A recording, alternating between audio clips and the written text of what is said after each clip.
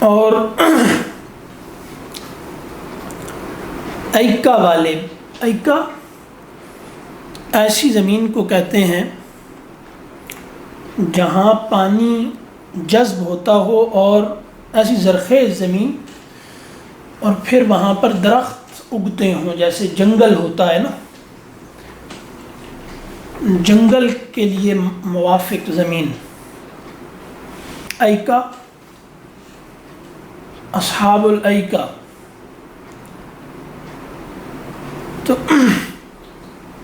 جہاں درخت ہوں، سایہ ہو، درخت ہوں۔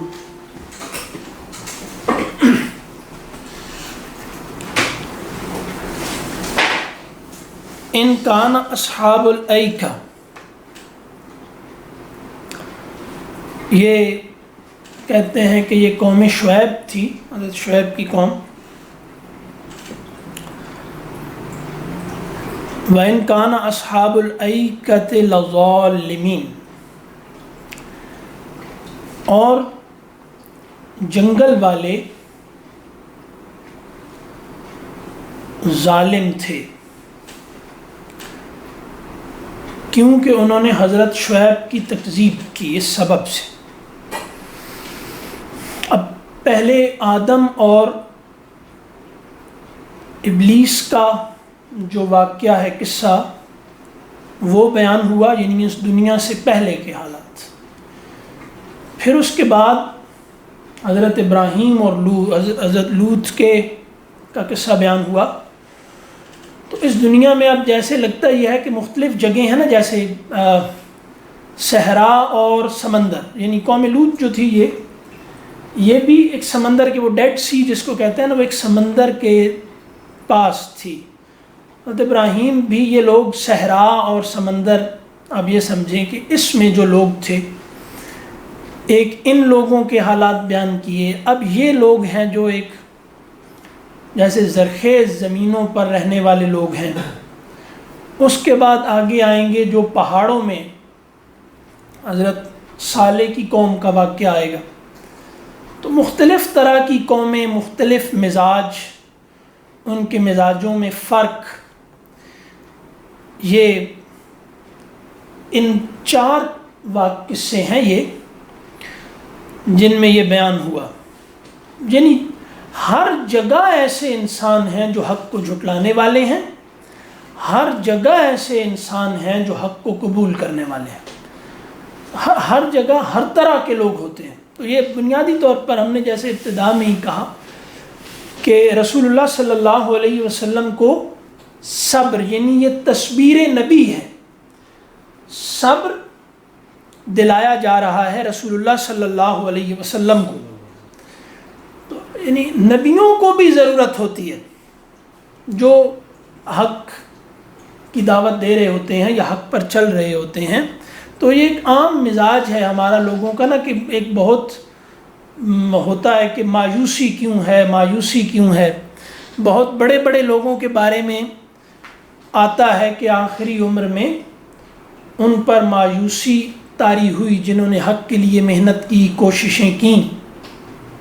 تو مایوسی معاذ اللہ سے کوئی مایوسی نہیں تھی، لیکن بس یہ ہوتا ہے کہ ہمیں جو کرنا چاہیے تھا شاید ہم نے نہیں کیا، اس طرح نہ کرتے۔ اب رسول اللہ صلی اللہ علیہ وسلم کے لیے یہ کہنا کہ آپ مایوس ہوئے، یہ ٹھیک نہیں ہے، لیکن آپ کو بھی مسلسل صبر، یعنی تسلی دلائی جا رہی ہے کہ دیکھیے تمام انبیاء کے ساتھ پیچھے مختلف علاقوں میں مختلف مزاج کے لوگ تھے، ٹھیک ہے، ان کے مختلف مزاج تھے اور مختلف طرح کے لوگ تھے۔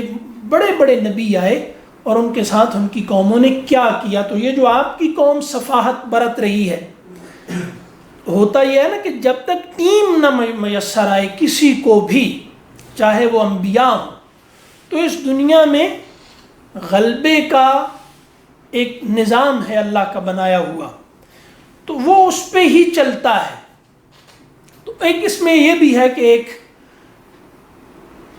ٹیم چاہیے ہوتی ہے، اگر وہ مل جائے مقصد کے مطابق، جتنا بڑا مقصد ہے اس طرح کے لوگ ہوں، یعنی سبھی لوگ اس طرح کے ہوں تو ظاہر ہے کہ اس مقصد کی طرف پھر پیش قدمی کی جا سکتی ہے، اور اگر نہیں میسر آتے تو ظاہر ہے کہ جو لوگ ڈھونڈ رہے ہوتے ہیں ان کو یہ بھی ہوتا ہے کہ ہم میں کوئی کمی رہ گئی، ہم کوئی کوشش تو بہت کی لیکن یہ نہ کرتے، کوئی دوسرا طریقہ اختیار کرتے. تو نبیوں میں بھی یہ ہوتا ہے اور عام لوگوں میں بھی ہوتا ہے. بڑے بڑے لوگوں کے، مسلمانوں میں بھی بڑے بڑے لوگوں کے احوال ملتے ہیں کہ جن کی آخری عمر میں یا ایک کافی وقت کی محنت کے بعد ان کو یہ مسائل درپیش ہوئے، یہ ہوتے ہیں. تو اس سے پریشان نہیں ہونا چاہیے، یہ دنیا میں ہے. جیسے جنگ، نیک آدمی ہار جائے یا برا ہار جائے اس کو تکلیف ہوتی ہے، فتح اچھے کو ملے یا برے کو اس کو خوشی محسوس ہوتی ہے. تو یہ اسی طریقے سے ہے کہ آپ اپنے مشن میں کتنے کامیاب ہوئے اور کتنا آپ کا ارادہ تھا، تو اس میں آتی ہیں، نبیوں کو بھی آتی ہیں، عام لوگوں کو بھی آتی ہیں. تو کچھ لوگ جو دیندار ہوتے ہیں وہ جب بڑے بڑے لوگوں میں تھوڑا ایک راہٹ یا مایوسی کے حالات دیکھتے ہیں تو اس کا ظاہر ہے کہ اثر عام لوگوں پر پڑتا ہے. یعنی اگر آپ کوئی آدمی دیکھیں کہ کوئی بڑا آدمی ہے اور اس آدمی میں بھی کچھ ماحول کے حوالے سے مایوسی کا رسپانس پیدا ہو رہا ہے تو نیچے کے سارے لوگ گرنا شروع ہو جاتے ہیں. تو ٹھیک ہے، یہ سب بھی ہوتا ہے، یہ دوران جنگ یا مقابلے میں یہ تمام طرح کی صورتحال آتی ہیں. گاہ میری نگاہ تیز چیر گئی دل وجود، اور کیا ہے، گاہ الجھ کے رہ گئی میرے توہمات میں. تو یہاں پر حضرت شعیب کو جھٹلایا ان کی قوم نے، اور ظلم انہوں نے کیا کیا کہ انہوں نے حق پر نفس کو ترجیح دی. ٹھیک ہے جی. تو یہاں پہ فرمایا کہ فانتقمنا منہم، پھر انتقام لیا ہم نے ان سے. اور وہ روایات میں آتا ہے کہ وہ اس طرح تھا کہ جیسے وہ بادل سا آیا اور گرمی بہت شدت کی پڑی تو یہ سب لوگ ایک دوسرے کو بلاتے تھے کہ اس بادل کے نیچے آؤ. جب یہ سب لوگ بادل کے نیچے آ گئے تو اوپر سے آگ برسا دی گئی. تو یہ پھر عرض کر رہا ہوں کہ یہ حقیقت ظاہر ہوئی ہے. وہی اوپر سے بارش کی طرح آتی ہے، لیکن جو وہی کو قبول نہ کر کے باطل کی طرف جاتا ہے وہ گویا آگ میں چھلانگ مار رہا ہوتا ہے. تو بادل سے تو آگ نہیں برستی. تو ہدایت ان کے حق میں آگ ہے جو ہدایت کا انکار کرتے ہیں. ٹھیک ہے. اور ہدایت ان کے حق میں رحمت ہے جو ہدایت کو قبول کرتے ہیں. جو بھی ہدایت کا انکار کرے گا وہ خود جہنم میں جانے کا فیصلہ کرتا ہے نا. یعنی اللہ کی رحمت سے سب جنت میں جائیں گے سوائے اس کے جس نے انکار کیا. اب انکار کس نے کیا؟ جس نے انتخاب کیا خود جہنم کہ ہم آگ کی طرف جائیں گے. اب لوگ کہتے ہیں بہت کہ جہاں نبی نہیں آئے، جہاں فلاں جگہ بھی نبی نہیں آئے فلاں جگہ. بھائی نبی کا آنا ہر جگہ ضروری نہیں ہوتا، نبی کی دعوت کا پہنچنا ضروری ہوتا ہے. یعنی یہ بات عام کوئی کرے نا تو وہ ایک ایسے لگتا ہے جیسے واجب القتل ہو جائے گا، وہ کاٹ کے پھینک دے نا اس کو. تو نبی سے جڑنے والا ایک لحاظ سے نبی بن جاتا ہے. نبی بڑی خبر لانے والے کو کہتے ہیں، نبا سے. تو وہ اخبار جب لوگوں کی طرف وہ لے کے جاتا ہے تو نبی کا آج رسول اللہ علیہ وسلم تو یہاں موجود نہیں ہے لیکن ان کی دعوت یہاں پہ موجود ہے. تو نبی کا پہنچنا نہ پہنچنا کسی جگہ پہ خود یہ کوئی ضروری نہیں ہے. نبی کی دعوت کا پہنچنا ضروری ہے. اور یہ پھر مطالبہ کیا جاتا ہے کہ ظاہر ہے دعوت پہنچانے والے لوگ خاص طرح کے لوگ ہونے چاہیے. اور پھر جب وہ دعوت کہیں پہنچتی ہے تو لوگوں پہ یہ لازم ہے نا فطری طور پہ کہ جب کوئی بات کر رہا ہوتا ہے تو اس کو سنجیدگی سے سنیں. تو اگر آپ سنجیدگی سے سنیں، اس پر غور کریں تو ظاہر ہے کہ اس سے دین کہتا ہے کہ اس سے کچھ نتائج پیدا ہوتے ہیں. بہرحال یہ نہیں کہ نبی کا کہیں پہنچنا ضروری ہے، نبی کی دعوت کا پہنچنا ضروری ہے. تو یہاں پہ یہ جو نبی آئے تو انہوں نے جب دعوت دی انہوں نے انکار کیا تو اللہ نے کہا فانتقمنا منہم، ہم نے ان سے انتقام لیا. کیونکہ انہوں نے اصل میں ہمیں جھٹلایا تھا. نبی کو جھٹلانا اللہ کو جھٹلانا ہے. وَإِنَّهُمَا لَبِإِمَامٍ مُبِينٍ کہ یہ قوم لوط ہو، یہ دونوں قومیں، وَإِنَّهُمَا قوم لوط اور یہ جو ایکا والے ہیں، یہ لَبِإِمَامٍ مُبِينٍ. امام راستے کو کیوں کہتے ہیں؟ کیونکہ مسافر اس کی پیروی کرتا ہے.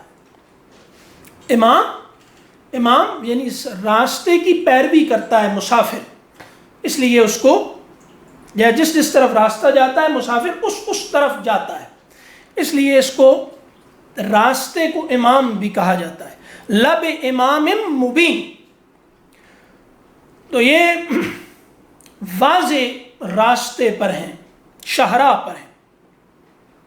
تو تو ان لوگوں کو جو نبی کو جھٹلا رہے ہیں، ان کو عبرت پکڑنی چاہیے. عبرت کا مطلب یہ ہوتا ہے کہ آپ یعنی عبرت کہتے ہیں اس بات کو کہ ایک آدمی کو کوئی سزا ملی اور دوسرے آدمی کو وہ سزا نہیں ملی، تو جس کو وہ سزا ہوئی دوسرا صرف دیکھ کر وہ نصیحت حاصل کر لے جو ایک آدمی کو سزا سے حاصل ہوئی ہے، اس کو کہتے ہیں عبرت. ٹھیک ہے جی. اس کے بعد فرمایا کہ وَلَقَدْ كَذَّبَ أَصْحَابُ الْحِجْرِ، اور اصحاب الحجر نے جھٹلایا کس کو؟ المرسلین. انہوں نے بھیجے ہوں کو جھٹلایا. مرسلین سے یہاں مراد نبی حضرت صالح ہیں صرف، یعنی وہاں اصحاب الحجر کی طرف کوئی زیادہ لوگ نہیں آئے تھے. لیکن ظاہر ہے کہ ایک نبی کو جھٹلانا اس پر آنے والے فرشتے کو جھٹلانا ہے، اس کے ساتھیوں کو جھٹلانا ہے، خود اسے جھٹلانا ہے. یہ سارے ہی ایک طرح سے جن کو دعوت دی جا رہی ہوتی ہے ان کی طرف بھیجے ہوئے ہوتے ہیں. تو یہ ہجر جو ہے ان لوگوں کے بارے میں کہتے ہیں کہ یہ ایک وادی کا نام ہے. ٹھیک ہے جی. اور یہ سمود والے تھے، ان کی طرف حضرت صالح آئے تھے. اور یہ کرتے کیا تھے وہ آگے بیان کیا کہ وَآتَيْنَاهُمْ آيَاتِنَا فَكَانُوا عَنْهَا مُعْرِضِينَ. وَآتَيْنَاهُمْ آيَاتِنَا، اور ہم نے ان کو اپنی نشانیاں دیں. وہ نشانی کیا تھی؟ وہ اونٹنی تھی ایک، لیکن گویا یہ نشانیوں کا مجموعہ تھی. اس کا پورا وجود، اس کا پہاڑ سے نکلنا، ٹھیک ہے جی، یعنی جمادات میں سے حیوانات کا، پتھر میں سے حیوان کا نکلنا، پھر وہ بہت زیادہ دودھ دیتی تھی. یہ سب تو یہ مختلف نشانیاں تھیں اس میں. بظاہر وہ ایک ہے، جیسے قرآن اب ایک ہے، لیکن یہ آیات کا خزانہ ہے. بالکل اسی طرح یہاں وَآتَيْنَاهُمْ آیاتنا، تو وہ آیات کس میں تھیں؟ وہ آیات اونٹنی میں تھیں. یعنی پیچھے آئے لوگ کون سے؟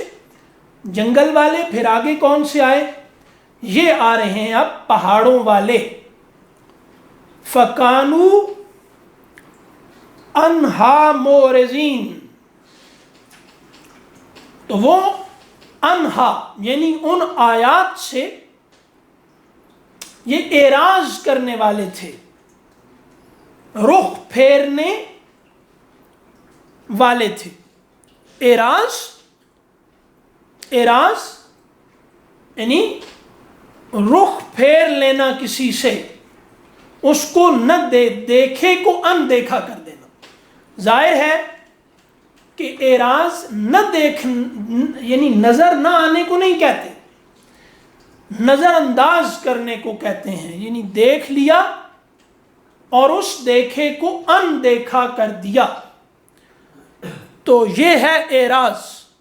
رخ پھیرنا، جو نظر آ رہا ہے وہ اونٹنی آئی، نبی آیا. سب سے بڑی نشانی تو خود ایسا نہیں ہے کہ حضرت صالح سے بڑی نشانی تھی اونٹنی، یہ نہیں ہے۔ کسی بھی نبی کا معجزہ خود اس نبی سے بڑا نہیں ہوتا، اس لیے ہمیشہ اہل حق وہ نبی پر ایمان لاتے ہیں معجزے کا مطالبہ کیے بغیر، اکثریت ایسا ہی ہوتا ہے۔ اور معجزہ وہ ظاہر ہے کہ نبی سے ایک بہت چھوٹی نشانی ہوتی ہے، اور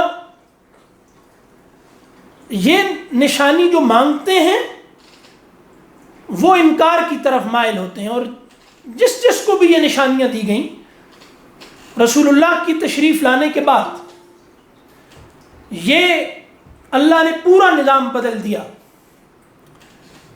کہ اب اس طرح سے اپنی نشانیوں کا ظہور نہیں کیا جائے گا جیسے معجزات پہلے ہوتے تھے، تکذیب کو تسلیم میں بدلنے کے لیے۔ قرآن واضح ہے، رسول اللہ کو یہ کہا گیا کہ ہم نہیں دکھائیں گے معجزہ۔ معجزہ مطالبہ ہوتا ہے قوم کا، ٹھیک ہے؟ تو اب اللہ نے اس طرح سے اپنے نبی کو غلبہ دیا کہ کوئی آدمی جو خدا کو نہ مانتا ہو اور رسول محمد بن عبداللہ کو رسول اللہ نہ مانتا ہو، وہ جب بہت ہی باریکی سے آپ کی زندگی کا مطالعہ کرے گا تو اس کو اس میں بہت زبردست منصوبہ بندی نظر آئے گی، تدبیر نظر آئے گی، بہت اہتمام سے تدبیر نظر آئے گی، بہت باریکی سے تدبیر نظر آئے گی، بڑے بڑے شاطروں کو الٹ دینے والی۔ یہ کہا جاتا ہے کہ بنی امیہ جیسے ذہن اور سیاستدان تاریخ انسانی میں کم پیدا ہوئے ہیں، ٹھیک ہے؟ تو تمام اہل عرب جو اتنے بس مدبر لوگ تھے، ان سب کو ایک آدمی اٹھتا ہے اور جھکا دیتا ہے۔ تو یہاں پر کہیں بھی درمیان میں کوئی ایسا واقعہ نہیں ہوا کہ جس میں بظاہر فطرت کو توڑا گیا ہو، ٹھیک ہے؟ قرآن سب سے بڑا معجزہ ہے، یہ بالکل کلام کے اصول پہ اترا ہے، اور بھی زندگی میں ایسے ہی ہوا۔ تو جب نبی کی زندگی میں معجزے کو زیادہ اہمیت نہیں دی گئی خود حضور کے، تو بعد میں آنے والی کرامتوں کی کیا وقت ہے؟ کچھ بھی نہیں رہتی۔ یعنی کوئی بڑے سے بڑا کرامت دکھانے والا آ جائے، وہ دجال سے بڑھ کر نیچر میں اپنی مداخلت نہیں دکھا سکتا، لیکن اس سے اس کی اہمیت پیدا نہیں ہوگی۔ اب وہی با کرامت ہے جو محمد الرسول اللہ صلی اللہ علیہ وسلم کے نقش قدم پر چل کے دکھائے، بس اس کے علاوہ اب کرامتوں کا اور معجزات کا ہر دروازہ حضور کے تشریف لانے کے بعد بند کر دیا گیا، ٹھیک ہے؟ وہ جو آدمی اس لیے اپنی بات کو منوانا چاہے کہ اس کے پاس کرامت ہے کوئی، ظاہر ہے کہ یہ لگتا ایسا ہے کہ یہ کہیں دجال کے لیے راہ ہموار ہو، تو یہ مزاج ٹھیک نہیں ہے، ٹھیک ہے جی؟ تو اب یہاں پہ وہ آیات یعنی معجزات، جیسے قرآن میں آیات کا مجموعہ ہے، اللہ کی بے تحاشا نشانیاں ہیں، قرآن نے کہیں اب جو کیسے کہا، جو قرآن کے اندر آیات ہیں وہ بیان کی۔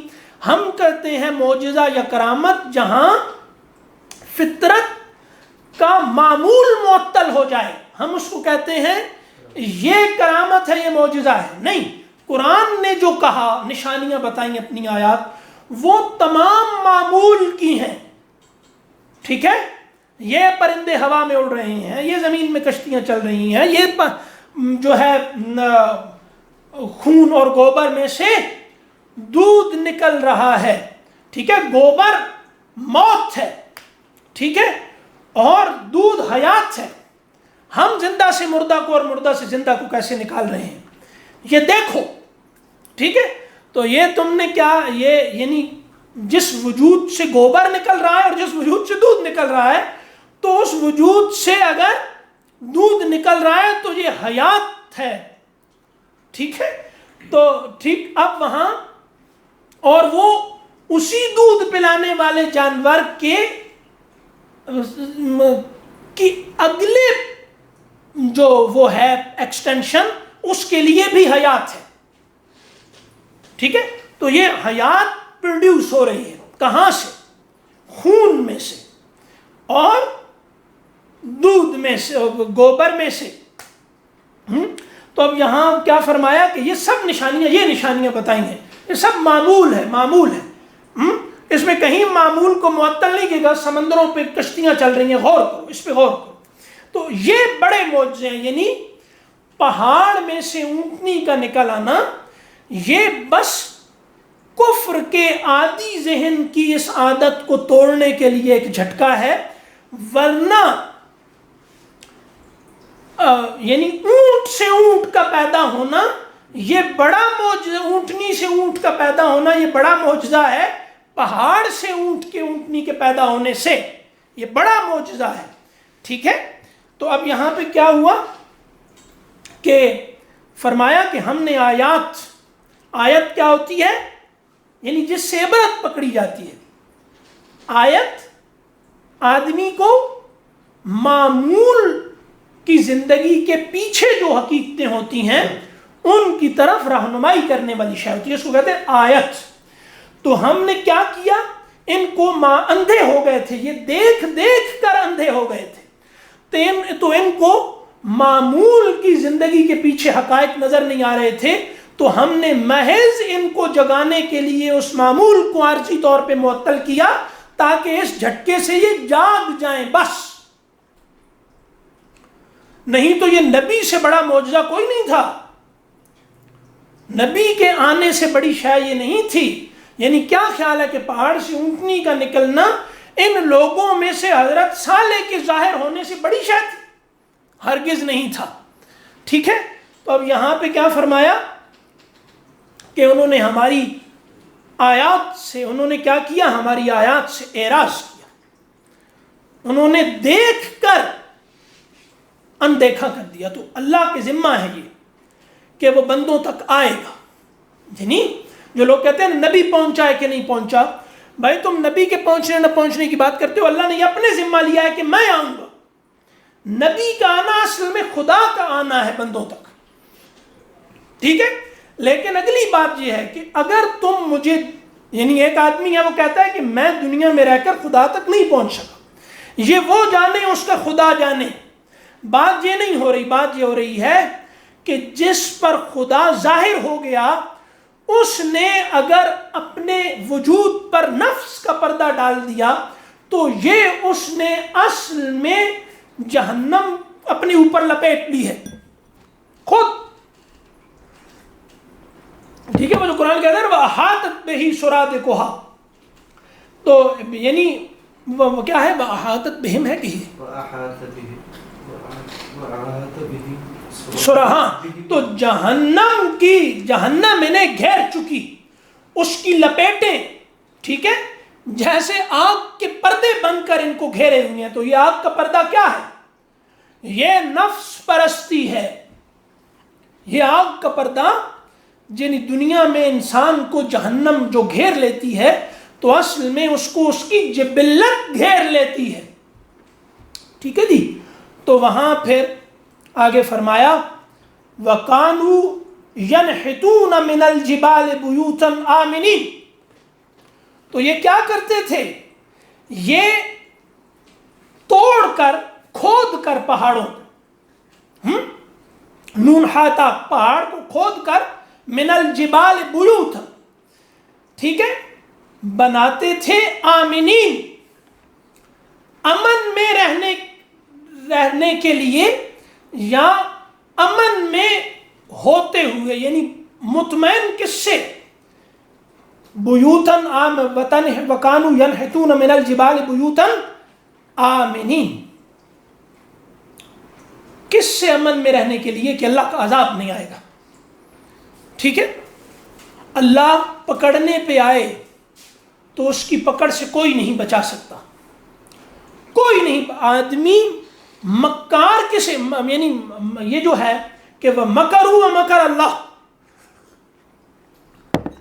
ٹھیک ہے. ایک تو بے تدبیرے جو ہوتے ہیں نا وہ کہتے ہیں مکر ہوا مکر اللہ. جب ان سے تدبیر پہ گفتگو کی جائے، ان سے سوالات کیے جائیں، تو وہ آخر میں جب پھنستے ہیں ان کو کوئی سمجھ نہیں آتی. مدبروں کے ساتھ بغیر تدبیر کے بھیڑنا خودکشی ہے، اپنے قتل پر معاونت ہے. تو یہ جب ان سے کہا جاتا ہے تو وہ یہ کہتے ہیں کہ ان کا یہ بیان ہوتا ہے کہ مکر و مکر اللہ، مکر و مکر اللہ. اللہ کا مکر کیا ہوتا ہے؟ تم جو تدبیر اللہ سے بچنے کے لیے اختیار کرتے ہو،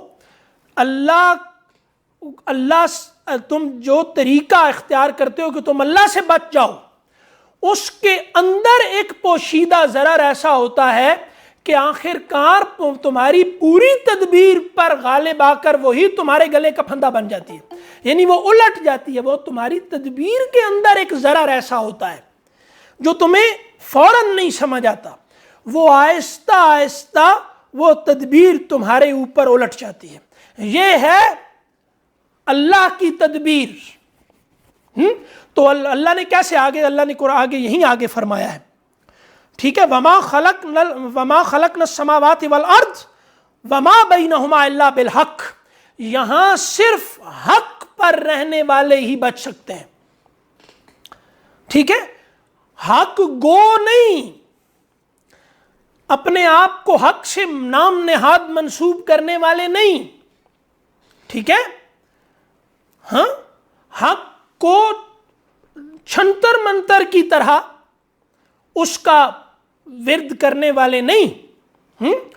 حق جو یعنی صاحبان حق ہیں وہی اس دنیا میں ان کو بقا ہے، اور باقی تمام کے تمام لوگ جو چاہے صورتاً حق ہوں منافقوں کی طرح، وہ نہیں بچ سکتے، کیونکہ اس دنیا میں باطل فنا ہو جائے گا.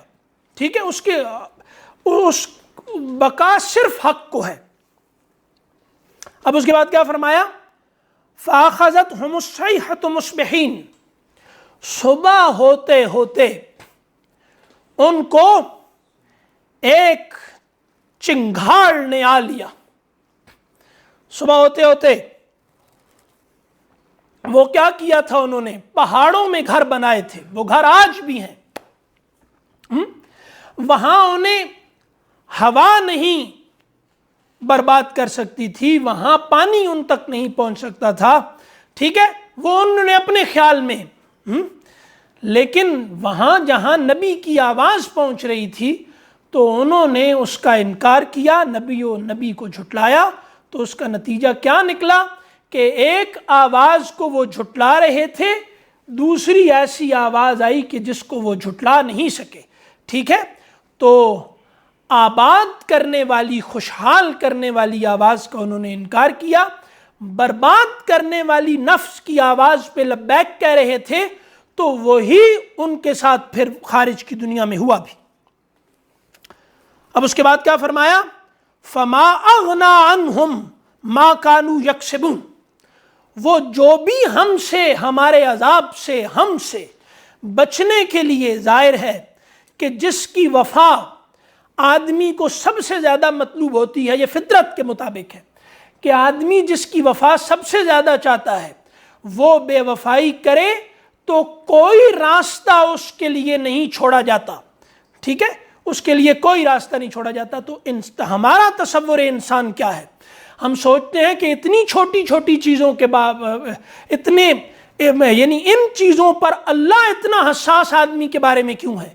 تو بھائی ہم اللہ کے لیے بہت اہم ہیں. اس کو سمجھو. اپنا اندازہ اس دنیا میں اس مٹی کے وجود کو تول کر مت کرو. تمہارے اندر ایک روح ہے، وَنَفَخْتُ فِيهِ مِن رُوحِي. اللہ کے لیے تم بہت اہم ہو کہ اللہ ہمیں جہنم میں ڈال کے کیا کرے گا؟ اتنا چھوٹا سا انسان ہے تو تم تو گز لے کر خود کو ناپتے ہو نا.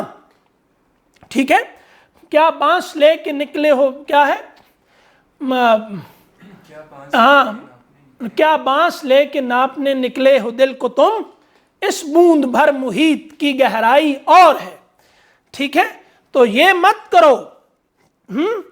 تو تمہارے اندر خدا نے روح پھونکی ہے، تم اس کے لیے بہت اہم ہو. اس نے اپنے 1,24,000 انبیاء بھیجے، اتنے برگزیدہ لوگوں کی تکالیف تمہارے لیے برداشت کی. ٹھیک ہے، اللہ وہ لوگ جن کو اس نے نبی بنا کے بھیجا تھا، ان کو اگر ہلکا سا گزند بھی پہنچے تو وہ اس دنیا کو نیست و نابود کرنے پہ آ سکتا تھا، لیکن اس نے تحمل کیوں کیا؟ اس لیے کہ وہ تم اس کے نزدیک اہم ہو. وہ یہ چاہتا ہے کہ تم سمجھو. تم اپنا تعارف سائنس اور ڈارون سے مت لو. پھر لوگ لے کے آؤ گے سائنس پڑھ کے یا بایولوجی پڑھ کے، جب یہاں پہ آؤ گے تو یہاں پہ تمہیں پھر نہیں سمجھ آئے گا. ٹھیک ہے، تو یہاں کیا فرمایا کہ فما اغنا عنہم ما کانوا یکسبون، تو وہ ہم سے وہ غنی نہیں ہو سکے، بے پرواہ نہیں ہو سکے. جو دل ہے کر لو، تم اللہ سے بے پرواہ نچنت نہیں ہو سکتے. سکے جو انہوں نے کیا، پہاڑوں میں گھر بنائے، مال بہت اکٹھا کیا، سب، لیکن ہم سے بچ نہیں سکے. وہ کیوں؟ کیونکہ اللہ انسان کو چھوٹ دینے پر تیار نہیں ہے. اس کی وجہ کیا ہے؟ اس کی وجہ کیا ہے؟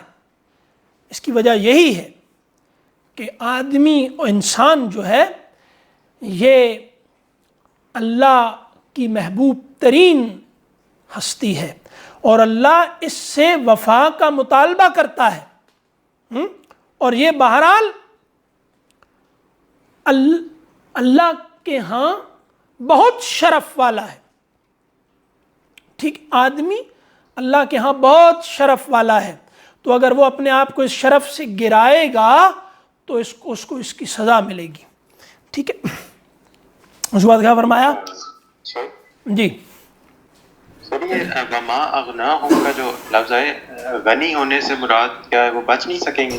نہیں، غنی ہونے کا مطلب ہے بے پرواہ ہونا. جس کو دوسرے کی حاجت نہ ہو وہ غنی ہوتا ہے. ٹھیک ہے، غنی اس کو کہتے ہیں جو محتاج نہ ہو. تو وہ اپنے آپ کو اللہ کی محتاجی سے بچا نہیں سکے، وہ قائم رہنا چاہتے تھے اللہ کی مدد کے بغیر. ٹھیک ہے، وہ قائم رہنا چاہتے تھے، وہ وجود میں موجود رہنا چاہتے تھے اللہ کی مدد کے بغیر، تو وہ نہیں رہ سکے. تم اللہ کو جھٹلاتے ہو تو اللہ کہتا ہے کہ پھر اب میری مرضی کے بغیر موجود رہ کر دکھاؤ.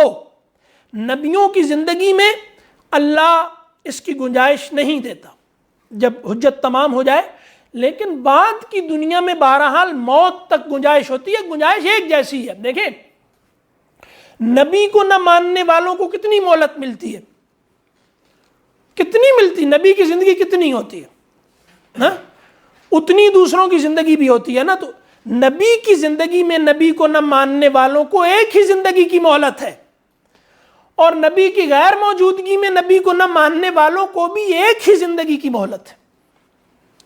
کوئی فرق نہیں ہے. ٹھیک ہے، تو اب یہاں پہ کیا فرمایا کہ انہوں نے محل بنائے پہاڑوں کو کاٹ کے. انہوں نے کتنے کتنے کتنے ماہر لوگ ہوں گے، آپ اندازہ کریں.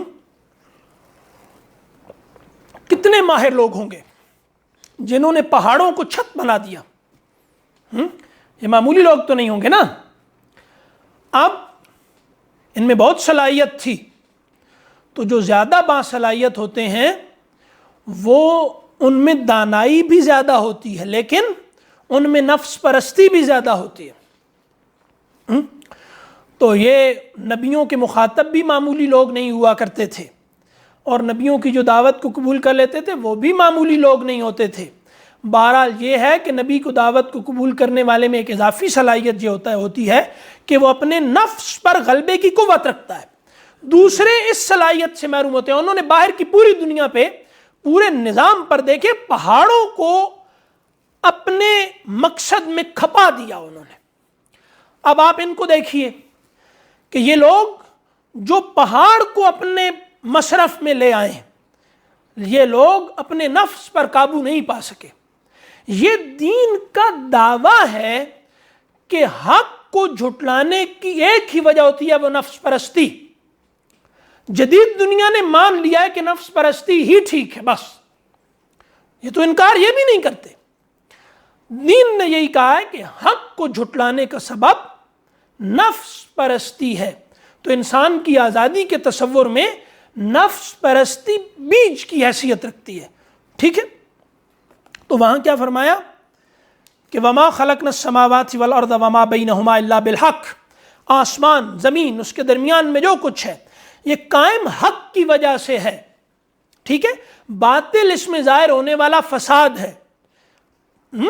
اگر یہ باطل حق پر غالب آ جاتا تو یہ سب فنا ہو جاتا، ٹھیک ہے۔ وہاں کیا ہے، وَإِنَّ السَّاعَةَ لَآتِيَةٌ، قیامت کی گھڑی کون سی ہے؟ جب یہ کائنات یعنی اس میں فنا اور زوال غالب آ جائے گا ایک لمحے کے لیے، پھر اس کے بعد قیامت ہے۔ ساعہ کیا ہے؟ ساعہ ہے سب کچھ رون دیا جائے گا، اس کے بعد قیام ہے، اس کے بعد پھر اٹھنے کی گھڑی ہے، ٹھیک ہے۔ تو ایک وقت کے لیے سب یعنی یہ جو تسلسل ہے حق کا یہ کٹ جائے گا، اور اس کے بعد پھر گویا عدم سے وجود ظاہر ہوگا، یہ قیامت ہے، ٹھیک ہے۔ تو اب یہاں پہ کیا ہوا کہ یہاں پہ فرمایا کہ اب حق سے قائم ہے، یعنی حق اور باطل کا ٹکراؤ، وجود و عدم کا جھگڑا، ہونے نہ ہونے کی لڑائی، دن اور رات، موت اور حیات کی کشمکش، یہ ساری کی ساری مسلسل ہے یہاں پہ، لیکن تسلسل بتا رہا ہے بلا انقطاع کہ یہاں حق، ہونا، وجود، زندگی یہ غالب ہے، تب یہ تسلسل قائم ہے، ورنہ یہ ختم ہو جاتا۔ موت زندگی کو مغلوب نہیں کر پا رہی، ٹھیک ہے۔ زندگی نے موت کو مسلسل مغلوب رکھا ہوا ہے، تبھی زندگی چل رہی ہے۔ غور کیجئے، ہم آدم سے لے کر آج تک، ٹھیک ہے، کہیں سے تو ہم شروع ہوئے ہوں گے نا، آج تک زندگی ایک سیکنڈ، ایک لحظے کے انقطاع کے بغیر مجھ تک آئی ہے۔ کتنا عجیب ہے، موت نے کتنے بڑے بڑے حملے کیے میرے وجود پر، میں ایک، میرے وجود پر، ہر ایک وہ ایک ہے، ٹھیک ہے۔ تو میرے ہونے پر وہ آغاز سے لے کر آج تک موت کے حملوں کو شمار کیا جائے تو آدمی خوف سے مر جائے اور سجدے سے سر نہ اٹھائے، لیکن زندگی ایک لمحے کے انقطاع کے بغیر یہاں تک آئی ہے، ابھی 7:41 تک، ٹھیک ہے۔ تو یہ آئی ہے، ہاں تو کیا ہے، حق غالب ہے باطل پر مسلسل، باقی لوگ سمجھتے نہیں ہیں اس کو۔ وَإِنَّ السَّاعَةَ لَآتِيَةٌ، تو قیامت آنے والی ہے۔ تو جو یہاں بچ گیا تو وہ یہ مت سمجھے کہ وہ بچ گیا ہے۔ اب نبی کیوں آتے ہیں؟ نبی یہ بتانے آتے ہیں، یعنی اس بات کو سمجھنا چاہیے، یہ جو ہم نے بہت زیادہ زور دے رکھا ہے نا کہ دنیا کی اچھی زندگی، یہ یعنی دنیا کی مزے کی زندگی، یہ خدا کو مانے بغیر نہیں آتی۔ مسلمان یہ جھوٹ بولتے ہیں اور اس پر یہ لاجیکل انکنسسٹنسی ہے، اس پر اڑے ہوئے ہیں، یہ ان کو یہ بات سمجھ نہیں آ رہی کہ یہ کس نے کہا ہے کہ خدا کو مان کر مزے کی زندگی ہوتی ہے، دنیاوی مزے۔ 1,24,000 یہ ربنا آتنا فی الدنیا حسنہ وفی الآخرۃ حسنہ کا ترجمہ کیا ہے؟ حسنہ کا ترجمہ ہے اس دنیا میں رہ کر خدا سے دور نہ ہونا، یہ حسنہ ہے۔ حسنہ یہ نہیں ہے کہ یہاں پر تم مزے کرتے رہو، خدا کو ماننے کے بعد پھر تم بس شکر ہی کھاتے رہو گے، نہیں، ایسا نہیں ہے۔ یہاں یہ ہے کہ یہاں کوئی بڑے سے بڑا حادثہ بھی اگر مجھے خدا سے دور کرنے میں ناکام ہے تو یہ اللہ نے مجھے اس دنیا میں حسنہ دے دی ہے۔ تمام انبیاء کی زندگی کو دیکھ لیں تو یہ کس نے کہہ دیا تم سے کہ تم حق کے ساتھ جڑ جاؤ گے تو تم دنیا پر غالب ہو کر دنیا کے مزے دوسروں سے زیادہ لوٹو گے. دنیا پر غلبے کا مطلب کیا بنا لیا ہے؟ خلافت اور حکومت اور امارت کا مطلب تم نے کیا بنا لیا ہے؟ وہ مطلب تم نے یہ بنا لیا ہے کہ ہم اب غالب دنیا پر غالب لوگوں کی طرح دنیا کے مزے لوٹیں گے. یہی بنا لیا ہے. یہ کس نے کہا ہے؟ قرآن اور حدیث پورے اس وعدے سے خالی ہیں. رسول صلی اللہ علیہ وسلم کے پاس ابتدا میں لوگ آتے تھے اور کہتے تھے کہ حضور ہمیں کیا ملے گا، ہم آپ کا ساتھ دیں گے. تو آپ نے فرمایا جنت. ٹھیک ہے، مانگنے والوں کو کہا. خود بہت کچھ بتایا ہے کہ تمہیں کیسر و کسرا کے کنگن پہنائے جائیں گے، یہ بتایا ہے، خود بتایا ہے. لیکن جس نے کہا کہ آپ سے تعلق کی شرط یہ ہے کہ مجھے بتائیے اس دنیا میں مجھے کیا ملے گا، فرمایا کوئی گارنٹی نہیں ہے، جنت کا مطالبہ ہے تو آ جاؤ. ٹھیک ہے، تو جو آدمی بالکل بے غرض ہو کر خدا کے حضور میں آتا ہے اللہ اس کو بہت نوازتا ہے. لیکن یہ کوئی اس طرح کا تعلق نہیں ہے کہ ایک آدمی جو لذت پرست ہے وہ کہے کہ میں چونکہ دنیا میں کچھ نہیں ہوں تو میں بہت سارے مزے حاصل نہیں کر پا رہا، تو اب میں دنیا پر غالب آ جاؤں گا تو مجھے یہاں مزے کی زندگی گزاروں گا. ایسا کچھ بھی نہیں ہے. نبی اس لیے نہیں آتے، نبی یہ بتانے آتے ہیں کہ ایک واقعہ ہونے والا ہے. یہ قیامت کا تصور انسٹرومنٹل نہیں ہے. ایسا نہیں ہے کہ تم کو قیامت کا تصور اس لیے دیا جا رہا ہے تاکہ تم دنیا میں سیدھے چلو. نہ، ایسا بالکل بھی نہیں ہے. یہ ایک واقعہ جو حواس خمسہ سے اوجل ہے اور جہاں پر خدا سے ملاقات ہونی ہے اور جہاں کر خدا کو یہ بتانا ہے کہ یا اللہ میں دنیا میں رہا، میں نے تیرے سے دوری کے باوجود اپنے دل کو دنیا کے زنگ سے آلودہ نہیں ہونے دیا. ٹھیک ہے، تو یہ دیکھو یہ امتحان ہے. ٹھیک ہے، تو اب سارا باقی محنت اسی لیے ہے، فرد سے نظام تک سب کی سب محنت اس لیے ہے کہ میں خدا سے دور نہ ہو جاؤں کہیں. جو آدمی اپنے نفس کی اصلاح کرتے کرتے نفس میں غرق ہو جاتا ہے وہ بھی جہنم کی طرف جاتا ہے، اور جو آدمی نظام کی کوشش کرتے کرتے اسی دنیا میں غرق ہو جاتا ہے باہر کی دنیا میں، اس کو بھی آخرت میں کچھ نہیں ملنے والا. یہ دونوں ٹریپ ہیں. ٹھیک ہے، نفس کی اصلاح بھی ٹریپ ہے، دنیا میں نظام کے قیام کی جدوجہد بھی ٹریپ ہے. اصل کیا ہے کہ میں نے سب کچھ اس لیے کرنا ہے کہ یہ دنیا خدا سے دور کرنے والی، خدا سے تعلق کو توڑنے والی ایک موزور آندھی ہے، اور اس آندھی کے سامنے میں نے دیوار بن کے کھڑے ہونا ہے. اس کے لیے مجھے نظام چاہیے، اس کے لیے مجھے اس دیوار کے اندر کی مضبوطی چاہیے، اس کے لیے مجھے اس دیوار کی باہر کی مضبوطی چاہیے، مجھے ہال بھی چاہیے، قوت بھی چاہیے. ٹھیک ہے، تو یہ ہے. اب اس کے بعد فرمایا فَاصْفَحِ الصَّفْحَ الْجَمِيلَ. تو اب انہوں نے کیا کیا؟ انہوں نے اعراض کیا اللہ کی آیات سے. نبیوں کے اندر کیا ہوتا ہے؟ بہت زیادہ اصرار ہوتا ہے کہ لوگ حق کی طرف آ جائیں. صف کہتے ہیں کسی سے منہ پھیر کر اس کو گال کے پیچھے کی ہڈی دکھا دینا، جہاں داڑھی آتی ہے، یہ پیچھے کی جگہ جو ہوتی ہے. ٹھیک ہے، یعنی منہ اس طرح پھیرنا، یعنی یہ کل اعراض ہے. یعنی ایک ہے کہ ایسے منہ پھیرنا، یہ بھی منہ پھیرنا ہے جس میں آپ کیا کرتے ہیں؟ رخسار دکھاتے ہیں. یہ بھی عرض ہے. تو اب اس کے بعد مصافحہ کیا ہوتا ہے؟ آپ اپنے ہاتھ کو چوڑا کرتے ہیں نا، یہ مطلب ایسے کر کے تو کوئی مسافہ نہیں کرتا نا، یعنی آپ اس طرح مسافہ کرتے ہیں. ٹھیک ہے، عرض. ٹھیک ہے، تو صف کیا ہے؟ عرض ہے اصل میں، عرض.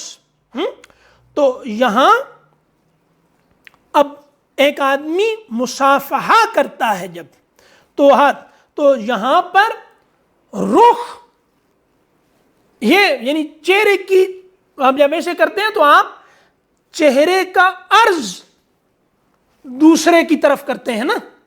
ٹھیک ہے، تو یہ پورا عرض ہے، اعراض میں تھوڑا ہے. یعنی آپ یہ بھی کیا نا تو میں جیسے کہتے ہیں نا سیرت نہیں تو عارض و رخسار سب غلط. ہاں، تو عارض رخسار تو یہ ہیں اور عارض یہ علاقہ ہے. ٹھیک ہے، تو اب وہ انہوں نے کیا کیا ہے نبی؟ یہ لوگ بے پرواہی دکھا رہے ہیں، تو آپ بھی تھوڑا سا غنا دکھائیے. مطلب وہ نبی کا یہ ہے کہ انہوں نے آپ فصفح الصفح الجمیل، ان کو ان کے حال پر چھوڑ دیجئے. آپ یعنی نافرمان کو جتنی توجہ دی جائے نا اس کی نافرمانی بڑھتی رہتی ہے.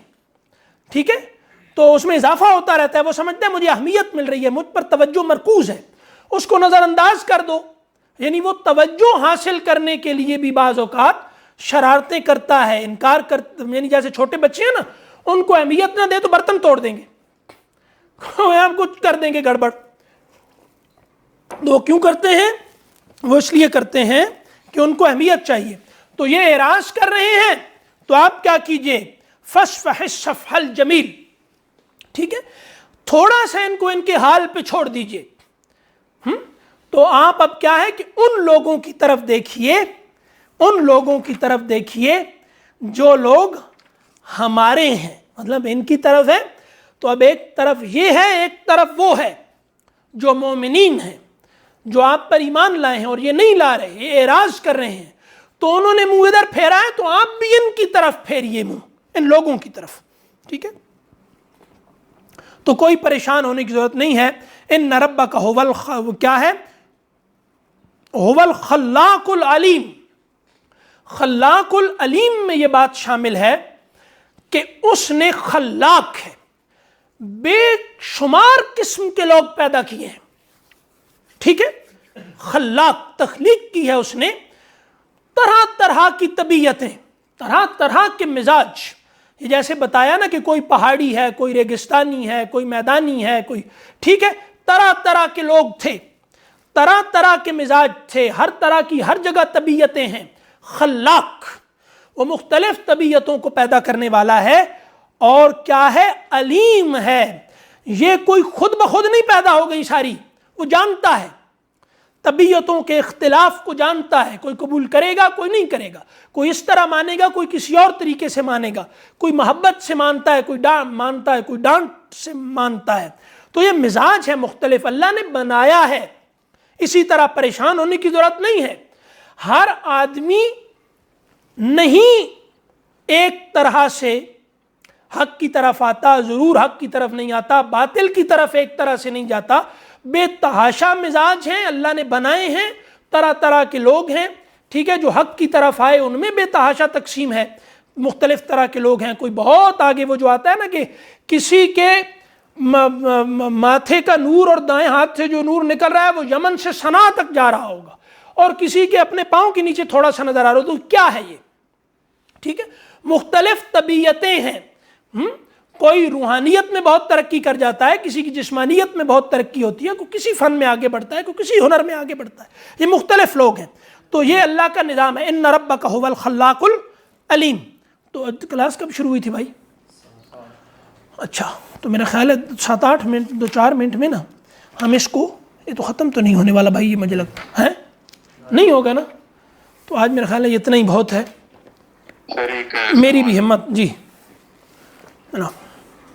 سوال یہ ہے کہ وہ جو معجزات کی بات ہو رہی تھی نبی صلی اللہ علیہ وسلم کو جو عطا کیے گئے، ان میں وہ جو روایات میں آتا ہے کہ وہ جو مطلب فار ایگزامپل کہ ایک صحابی نے خفیہ سے نبی صلی اللہ علیہ وسلم کو مطلب دعوت کی تھی، ان کو نبی صلی اللہ علیہ وسلم سب کو دعوت دے دی اور پھر سب نے کھانا کھایا. تو اس طرح کے جو دنگ کر دینے والے معجزات ہیں ان کے بارے میں کیا کہا جا سکتا ہے؟ آپ ساری کلاس میں موجود رہے؟ جی جی. ابھی دیکھیں آپ کو یاد آئے گا کہ کہیں مس ہو گیا کام. میں نے یہ عرض کیا تھا کہ معجزہ قوم کے مطالبے کی صورت میں دکھایا جاتا ہے، ایک کہ نہ ماننے والوں کو منایا جائے. ٹھیک ہے، اب ماننے والوں کے اعتماد میں اضافہ کرنے کے لیے خود بخود سے کچھ چیزیں دکھا دی گئی. ٹھیک ہے نا. ایک ہے قوم جو ہوتی ہے، اس پہ قرآن صاف ہے کہ جب کہا گیا کہ ہمیں فلاں فلاں معجزات دکھا دیجئے، تو اللہ نے کہا آسمان میں سیڑھی یا زمین میں سرنگ لگا کے اگر لا سکتے ہیں تو لائیں، ہم نہیں دکھانے والے. ٹھیک ہے، تو یہ معجزات جو ہے نا، یہ معجزات کی وہ قسم نہیں ہے، مطلب جو حق کے غلبے کے لیے. ہم عام طور پہ معجزہ کیوں بولتے ہیں؟ کہ نبی کی دعوت کو اس سے غلبہ حاصل ہوتا ہے. ٹھیک ہے، تو یہ وہ نہیں ہے.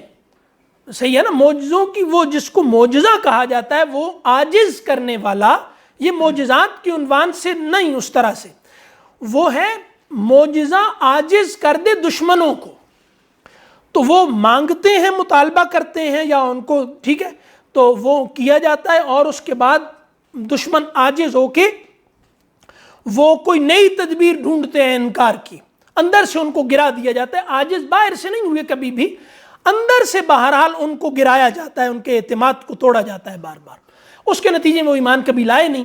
لیکن ایک ہے کہ جو نبیوں پر ایمان لیا رسول صلی اللہ علیہ وسلم کے ہاں یہ والا موجود ہے جو میں نے عرض کیا تھا نا, کہ جو کچھ چیزیں خود سے دکھا دی گئیں صحابہ کو, تو وہ خیر ظاہر ہے کہ اس کا انکار تو کوئی بھی نہیں کرتا, لیکن وہ مخالفین کا مطالبہ بھی نہیں تھا اور ان کے لیے بھی نہیں تھا.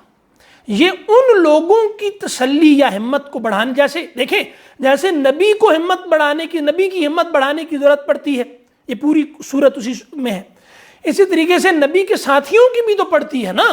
تو یہ اس کیٹیگری کی چیزیں ہیں. جو ہم اصطلاحی معجزہ بولتے ہیں وہ اور چیز ہے, وہ نبی کے دعوے کی صداقت پہ دشمنوں کے لیے ہے, جو ضد میں آ کے اور اس پہ نبیوں کی تاریخ گواہ, اس پہ ثبوت ہے کہ یہ کیا تو اللہ نے, لیکن شاید یہی بتانے کے لیے کہ یہ جو مطالبہ ہے اس کے بعد بھی یہ لوگ نہیں مانتے. اصل میں یہ کرتے یہ ہیں کہ اس کو یہ کہو یہ نہیں ہو سکے گا, یہ مانگو یہ نہیں ہو سکے گا, وہ جب ہو جاتا ہے تو وہ پھر کوئی اور بہانہ ڈھونڈتے ہیں. تو انہوں نے اصل میں انکار اس لیے نہیں کیا ہوتا کہ ان کو نبی میں جھوٹ نظر آ رہا ہوتا ہے. نبی ایسا نہیں ہوتا, نبی خود حجت ہوتی ہے. حجت کہتے ہی اس کو ہیں کہ جس کے ظاہر ہو جانے کے بعد حق کے انکار کا کوئی راستہ نہ بچے, تبھی عذاب بھی آتا ہے.